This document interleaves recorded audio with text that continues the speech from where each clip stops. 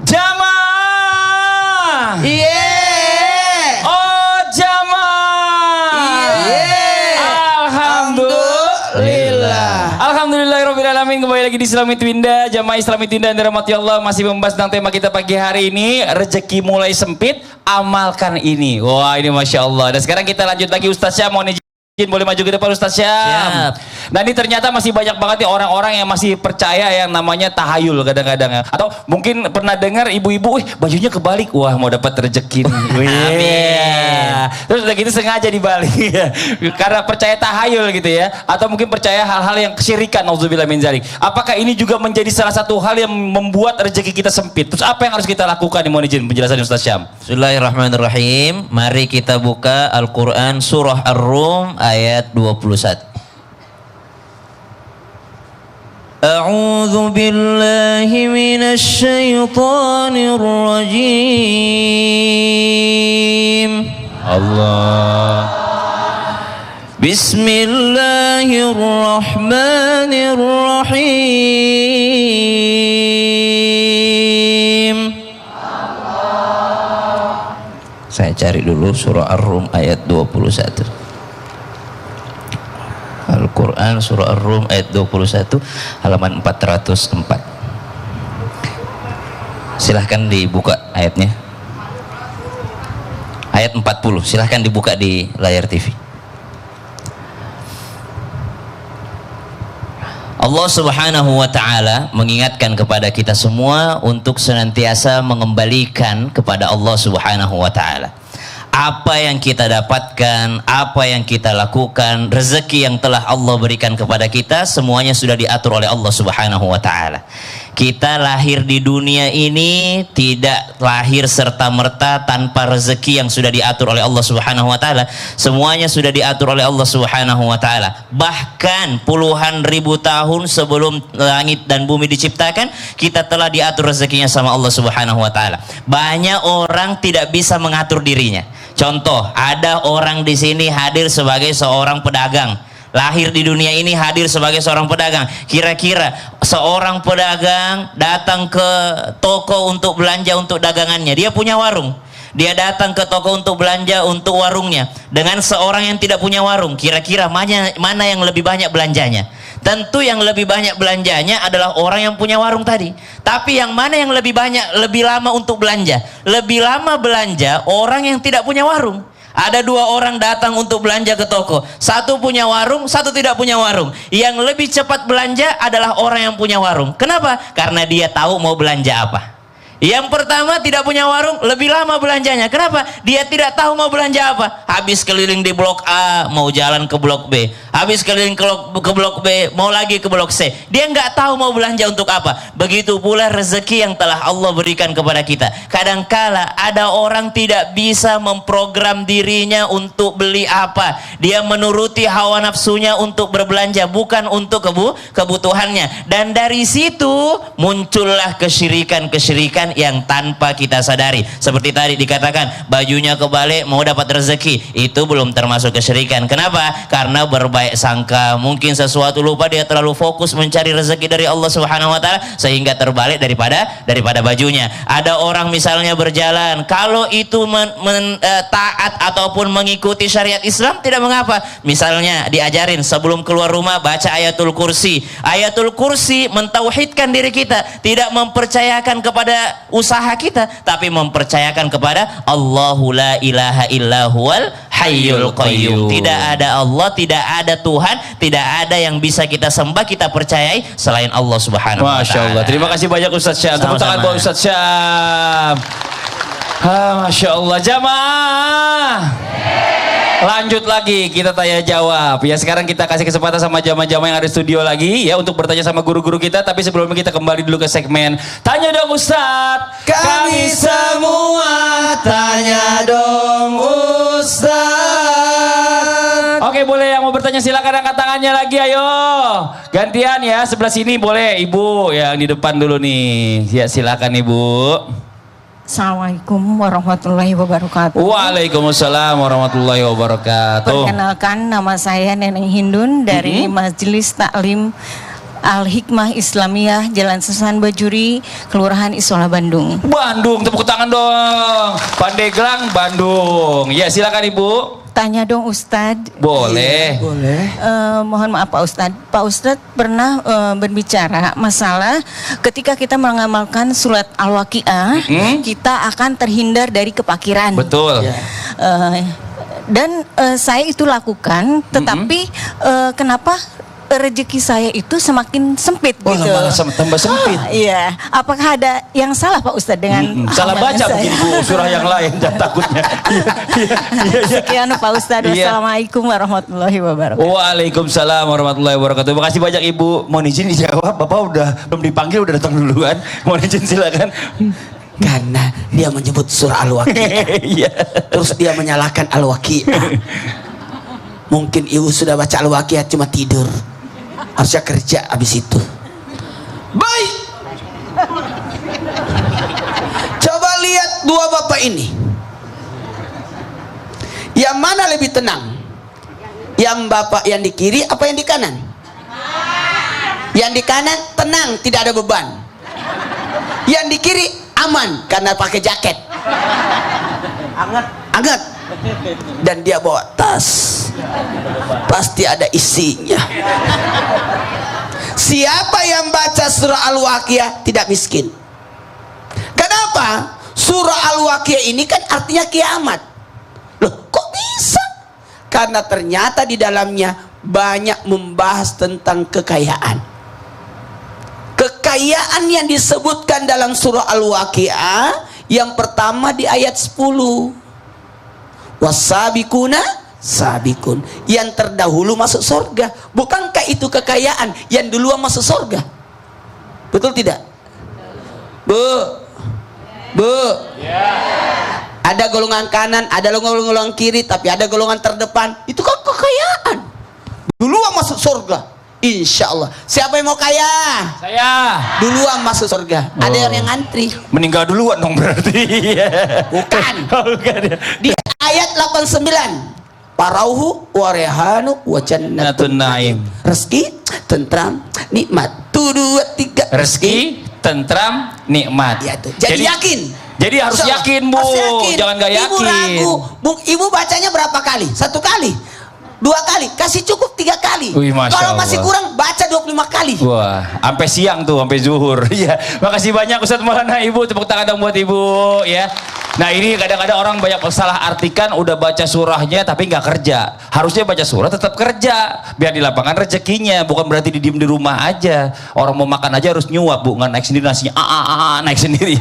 Ya sekarang kita lanjut lagi, yang mau nanya lagi boleh silakan angkat tangannya yo. Oh yang tengah, ya boleh Ibu izin. Ya. Assalamualaikum warahmatullahi wabarakatuh. Waalaikumsalam warahmatullahi wabarakatuh. Perkenalkan, nama saya Ainur Hayati dari Majelis Taklim Al Hikmah Islamiyah, Jalan Sersan Bajuri, Kelurahan Isola, Kecamatan Sukasari, Kota Bandung. Wow, tepuk tangan dong. Tanya kan, dong Ibu? Ustadz. Iya, boleh. Ustadz Abi, amalan agar rezeki kita tidak sempit, katanya amalannya harus memperbanyak sholat duha. Masya Allah. Tetapi kalau sholat duhanya itu masih bolong-bolong, Oh, itukah bolong-bolong. ada pengaruhnya terhadap rezeki kita? Oh, iya. Terima kasih. Wassalamualaikum warahmatullahi wabarakatuh. Waalaikumsalam warahmatullahi wabarakatuh. Terima kasih Ibu. Nah ini kaitan dengan sholat duha yang masih bolong-bolong, apa pengaruh sama rezeki? Insya Allah. Sholat duha kan sholat sunnah ya Bi ya? Betul. Fadol Iya. Bi, silakan dijawab Bi. Izin Ustadz Maulana, Ustadz Syam, terima kasih Mas Fadli. Subhanallah, ketika disampaikan dengan sholat duha ini, memang pembawa rezeki dan penarik rezeki, magnetnya itu di sana. Iya. Tapi bagaimana kalau bolong-bolong? Sebelum kita jawab kalau bolong-bolong, kita lihat dulu apa kaitannya duha dengan rezeki. Di awal tadi Ustadz Maulana guru kita sudah menyampaikan kata-katanya, sedekah itu menarik rezeki, begitu kan? Dengan sedekah itu rezeki datang. Tapi ingat baik-baik, simpan baik-baik. Dalam hadis Rasulullah, mana qasamalu min sedekah, mustahil tidak ada ceritanya orang gara-gara sedekah jadi miskin, itu mustahil. Bahkan ini berlaku kepada manusia walaupun dia tidak beriman kepada Allah Subhanahu wa taala. Selagi dia berbagi, berbaik hati dan selalu menyebarkan kebaikan, mustahil miskin, karena mana qasamalu min sedekah. Ini pegang satu. Yang kedua, ternyata sebaik-baik sedekah ini adalah setiap anggota tubuh ataupun setiap mafasil, setiap sambungan tulang ini sebaiknya bersedekah. Ternyata dengan mengatakan cukuplah Anda 2 rakaat di waktu duha, maka 360 sambungan di dalam tangan ini, tubuh ini, wujud ini bersedekah. Maka dengan mengatakan jika ingin bersedekah setiap sambungan tulang yang ada di dalam tubuhmu, bersedekahlah. Masya Allah, ini gambaran indah. Berarti mustahil orang yang waktu duha dikerjakan waktu duha, maka dia tidak akan pernah mendapatkan yang namanya kekurangan. Tapi ingat, kita jangan pernah berpikir namanya rizki itu adalah uang saja. Tapi rizki itu anak soleh, soleha rizki, suami baik rizki, istri soleha rizki, sahabat-sahabat rizki, ilmu pun rizki. Bismillah, kita hadir di majlis yang sangat indah. Islam itu indah, ini rizki dari Allah Subhanahu wa Ta'ala. Ini rizki. Kenapa coba Allah berikan rizki kepada kita? Pagi-pagi sudah bisa melihat Islam itu indah. Pagi-pagi datang studio untuk apa? Untuk ngaji. Kenapa? Ini rizki datang dari Allah. Bukankah hati ini tenang? Iya. Kenapa? Karena Allah kasih rizki dalam hati ini ketenangan. Kita jangan pernah berpikir rizki itu hanya uang dan uang dan uang. Tapi ingat, ketika dengan yang namanya duha, waktu orang sibuk, dia sujud kepada Allah, maka Allah akan kagumi dengan matan. Ini waktu orang kerja sibuk, tapi apa? Masih sujud kepada aku, masih bisa bersedekah. Masya Allah, diberikan kebanggaan dan kegembiraan. Lalu selanjutnya, bagaimana kalau bolong-bolong duhanya seperti apa? Ya, inilah yang disampaikan dalam hadis Rasulullah SAW. Kita ingatkan, ahabbul a'mal ilallahi adwamuha wa in qalla. Yang penting dawam, walaupun hanya 2 rakaat. Karena dalam hadisnya 2 rakaat, tapi kalau lebih menjadi 8 rakaat baik sekali. Tapi kalau hanya 2 rakaat tapi terus menerus, ini adalah jauh lebih baik dan lebih disukai oleh Allah Subhanahu wa Ta'ala. Wallahu a'lam bishawab. Masya Allah, terima kasih banyak Abi ya. Jadi nggak mungkin kalau misalnya orang yang sholat duha itu kurang rezeki, karena paling nggak dia mensedekahi dirinya sendiri dulu biar sehat, keluarganya baik. Masya Allah, makasih. Tepuk tangan buat Abi Maki. Begitu Ibu ya, makasih banyak, pertanyaannya bagus banget. Satu lagi yuk, kita kasih kesempatan yang mau bertanya, silakan angkat tangannya yo. Dari sini lagi nih, yang dari Bandung, dari atas nih boleh ya, Ibu izin silakan. Bismillahirrahmanirrahim. Assalamualaikum warahmatullahi wabarakatuh. Waalaikumsalam warahmatullahi wabarakatuh. Perkenalkan, nama saya Ibu Sutiarah dari Pengajian Al-Hikmah Islamiyah, Kelurahan Mana Bu kelurahannya Bu? Ibu lupa. Ibu tinggal di mana? Ya? Oh iya. Kelurahan Isola, Kecamatan Sukasari. Sukasari. Oh beda tempat. Iya, Bandung. Tepuk tangan dong. Ibu namanya siapa Ibu tadi? Ibu Sutiara. Ibu Sukiara. Ya. Iya, pertanyaannya Ibu. Pertanyaannya tentang masalah kesempitan rezeki. Tadi yang dibahas oleh yang terhormat Ustadz Syam. Iya. Katanya kita diberi rezeki yang begitu banyak, berlimpah oleh Allah. Tapi kenapa kita selalu banyak utang karena bertumpuk? Bagaimana cara kita menanggulanginya, seperti kita seumpamanya kita banyak utang tetapi harus bisa terbayar. Oh iya, gitu Ibu ya. Bagaimana? Iya. Itu mungkin pertanyaan dari saya sesuai dengan yang dibahas oleh Ustadz Syam tadi. Terima kasih atas perhatiannya. Wassalamualaikum warahmatullahi wabarakatuh. Waalaikumsalam warahmatullahi wabarakatuh. Ibu ini ternyata udah umur itu masih tinggi ya. Soalnya di atas. Iya, Ustaz Syam. Mau di sini jawab. Silakan Ibu, tinggi banget. Tapi katanya tadi udah dibahas tadi. Iya, udah dibahas tadi. Tapi ini lanjutannya maksudnya. Ibu pernah dengar ayat 1000 dinar? Ayat 1000 dinar, mari kita sama-sama baca ayat 1000 dinar. Potongan dari surah At-Talaq ayat 2 dan juga ayat 3.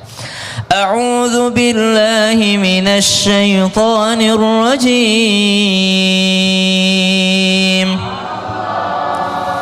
Wa man yattaqillaha yaj'al lahu makhrajan wa yarzuqhu min haitsu la yahtasib. ومن يتوكل على الله فهو حسبه إن الله بالغ أمره Qad ja'alallahu likulli syai'in qadra. Kalau kita buka Al-Quran, ayat 1000 dinar ini tidak berada di awal ayat, tapi berada di akhir ayat 2 surah At-Talaq, lalu disambung kepada ayat 3. Ada juga amalan daripada salah seorang pengusaha sukses Indonesia, Bapak Sandiaga Uno, Mas Menteri. Beliau tuh baca ayat ini dan juga ayat-ayat yang lain yang ada wa may yattaqillahnya dalam surah ini. Wa may yattaqillah yang kedua ada di ayat 4. Wa may yattaqillah yaj'al lahu min amrihi yusra. Kemudian dibaca juga di ayat 6, kemudian dibaca juga ayat 7. Itu wa may yattaqillahnya, siapa yang bertakwa kepada Allah dikasih rezeki. Bukan hanya dibaca, tapi kita mengamalkan, yaitu ketakwaan kepada Allah Subhanahu wa taala.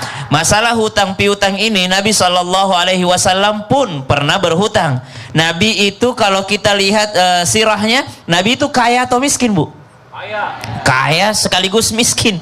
Miskin sekaligus kaya. Kenapa kita bisa bilang Nabi itu miskin? Karena pernah berhutang juga. Tapi kenapa kita bisa bilang Nabi itu kaya? Karena Nabi berhutang bukan buat dirinya, tapi kadangkala buat ashabus sufa, ahlus sufa, 80 orang miskin yang tinggal bersama Nabi SAW, yang dikasih makan sama Nabi SAW. Orang yang bisa ngasih makan tiap hari 80 orang kaya atau orang miskin? Orang kaya. Berarti Nabi Muhammad SAW bukan orang miskin, tapi orang kaya raya. Cuma gaya hidupnya yang sederhana. Gaya hidupnya lebih mencerminkan bukan orang yang berfoya-foya, bukan orang yang boros, tapi orang yang bersyukur atas daripada apa yang diberikan Allah Subhanahu wa taala. Bagaimana cara terlunas hutangnya? Salah satu amalannya disambung daripada amalan yang diajarkan tadi guru kita Abi Maki, salat duha. Habis salat duha, nih guru kami mengajarkan baca surah duha. Jadi habis salat duha baca surah Ad-Duha. Berapa kali? Baca 40 kali. Baca 40 kali surat duha. Ada dua cara bacanya. Satu, baca surat duha seperti biasa. Wadduha wallaili idza saja ma wadda'aka rabbuka wa ma qala wal akhiratu khairul laka minal ula wa la sawfa yu'tika rabbuka fatarda alam yajidka yatiman fa'awa wa wajadaka dhallan fahada wa wajadaka 'ailan fa'aghna fa ammal yatima fala taqhar wa ammas sa'ila fala tanhar wa amma bi ni'mati rabbika fahaddits. Cara baca yang kedua, setiap satu ad-duha baca 7 kali berulang wa wajadaka ailan fa'aghna. Miskin dia, Allah yang memberi kekayaan. Berarti 40 kali 7. Berapa banyak itu, Bu? Banyak enggak, Bu? Banyak. Lama kira-kira? Lebih lama nonton bola. Lebih lama nonton bola itu. Lebih lama satu babak bola 45 menit dibandingkan itu. Itu kalau mau terlunas hutangnya. Amin. Diajarkan membaca surah Ad-Duha, salat duha jangan putus, baca surah Ad-Duha, lalu baca, ya Allah berikan aku kekayaan yang tidak akan pernah fakir lagi setelah kaya. Masya Allah. Itu ada hikmahnya juga tadi pertanyaan dari Ibu. Kenapa? Tadi. Ya biar nggak banyak utang gimana caranya? Jangan ngutang. Makasih banyak Ustaz Syam. Tepuk tangan buat Ustaz Syam ini, Masya Allah luar biasa. Dan buat jamaah Islami Tunda dimanapun berada, saya mau ingetin lagi ya, yang ditunggu-tunggu udah datang kembali nih. Saksikan, jangan lupa acara akbar tahun ini, ulang tahun Transmedia 22 Power Up. Wah, yang akan dimeriahkan oleh Raisya, Rizky Febian, Judika, Tiara Andini, Wali, dan masih banyak lagi. Serta penampilan spesial dari Super Junior LSS. Hari Jumat 15 Desember 2023 live di Amphitheater Trans Studio Cibubur. Buruan dapetin tiketnya dengan harga Rp500.000 di mana? Di www.transentertainment.com. Jangan sampai kehabisan. Nanti kita lanjut lagi ya Bu ya. Setelah satu ini tetap di Islam itu Indah. Jamaah.